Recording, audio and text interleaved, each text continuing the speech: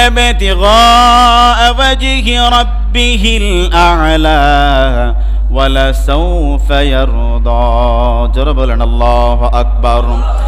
রব্বুল আলামিন জানিয়ে দিয়েছে সে তো কেবলমাত্র তার পালন কর্তা মহান রবের জন্য সন্তুষ্টি লাভের উদ্দেশ্যে কাজ করে। এ পৃথিবীর জমিনে এমন অনেক মানুষ আপনি দেখবেন তাদেরকে মামলার ভয় দেখায়, হামলার ভয় দেখায়, জেলের ভয় দেখায়, তারপরেও ওই মানুষটাকে দিয়ে কোনো ধরনের অন্যায় কাজ করাতে পারে না। কেননা ওই বান্দা যার জন্য কাজ করে বুঝে থাকলে বলেন তিনি কে? যে বান্দার ভিতরে জান্নাতের মর্যাদা ঢুকে গিয়েছে, যে বান্দার অন্তরের মধ্যে জান্নাতের মজার কথা ঢুকে গিয়েছে, সেই মানুষটা ওই পৃথিবীর পাশির দড়ি পর্যন্ত পৌঁছা যায়। পৃথিবীর মানুষ শুধু ওই পাশির রশিটাই দেখে, আর ওই আল্লাহওয়ালা ওই কোরআনওয়ালা মানুষটা পাশির দড়ি দেখে না। ওই পাশির দড়ির মধ্যে আল্লাহর 8টা জান্নাত ওই বান্দা দেখতে থাকে। এই জন্য আপনি যতদিন পৃথিবীর জমিনে বাঁচবেন, ইল্লা বিতিগা ওয়াজহি রাব্বিহিল আ'লা ওয়ালা সাউফা ইয়ারদা।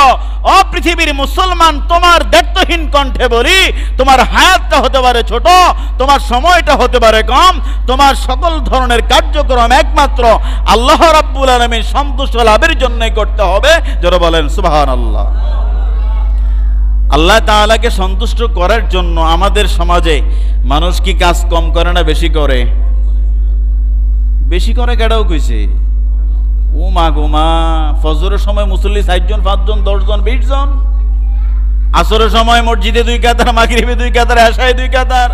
ঠিক এই মানুষগুলি ফজরের সময় বাড়িতে ঘুমায়। তাহলে হেবেড় আল্লাহরে ডরাইছে? ও কথা বলে না, বাস্তবতা বলেন, ডরাইছে? আল্লাহরে যে ভয় পায় সে তো মসজিদে আসবে। কথা বলেন, কই আসবে? হেবেড়া শুধু টেনশন আর টেনশন। আমার ভাইয়েরা, এজন্য আপনি যদি আল্লাহর জন্য কাজ করেন, তিনি অবশ্যই আপনার উপর সন্তুষ্ট হবে। কখন সন্তুষ্ট হবে? একজন কর্মীর উপরে একজন নেতা কিংবা একজন মনিব তখনই খুশি হয় যতক্ষণ পর্যন্ত মনিবের সকল ধরনের দাসত্ব সে করবে, মনিবের কথা মতো চলবে, তখনই একজন কর্মীর উপরে কিংবা কাজের লোকের উপরে তার মালিক কিংবা মহাজন খুশি হয়। কথা বলেন না কেন? আপনি কার কর্মী? কথা বলেন, আপনি কার কর্মী? আপনার জীবনের সকল কাজ যদি আল্লাহর জন্য হয়, আল্লাহ আপনার উপরে খুশি হবে না?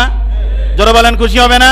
তাহলে পৃথিবীর একজন মালিক যদি তার কর্মচারীর কার্যক্রমে যদি খুশি হয়, কর্মচারীর ডিউটি হচ্ছে 6 ঘন্টা, একদিন মনিব অসুস্থ, তো কর্মচারী চিন্তা করলেন, আহারে প্রতিদিন তো শেষ কাজটা মালিকই করে, মালিক যেহেতু আজকে জ্বরে আক্রান্ত, যাই না, আমি তার 1 ঘন্টার কাজটা করে যাই। আপনি বলেন ওই মালিক কি কর্মীর উপরে খুশি হবে না? কিন্তু তার তো ডিউটি আর 1 ঘন্টা আগে শেষ, সে তো চলে যাওয়ার কথা ছিল, সে আমার প্রতি দয়া দেখাইছে, যা তোর আজকে 10,000 টাকা দিয়ে দিলাম। কথা বলেন না কেন? তাহলে এটাই হচ্ছে কর্মী এবং নেতার সম্পর্ক।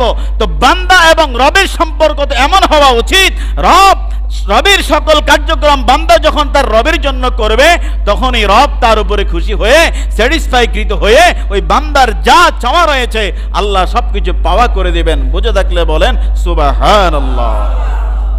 তাহলে আল্লাহর জন্য আমাদের কাজ করা দরকার না? এটা সবাই বলেন দরকার না? আমরা কার জন্য কাজ করি? নেতার জন্য। কেউ আওয়ামী লীগ, কেউ বিএনপি, কেউ এনসিপি, কত কিছু। আপনি বিভিন্ন দলের জন্য কাজ করেন, অসুবিধা তো নাই, আপনি করেন, আপনার মন যেভাবে আপনি সেভাবেই চলেন, কিন্তু আপনার দিন শেষে আপনার একজন মালিক রয়েছে। কথা বলেন না? আপনার মালিকের জন্য কাজ করা আপনার দরকার না? আল্লাহ তাআলা আমাদের সবাইকে মালিকের কার্যক্রমগুলো করা থেকে যেন আল্লাহ আমাদেরকে বিরত না রাখে, পড়ি আমিন।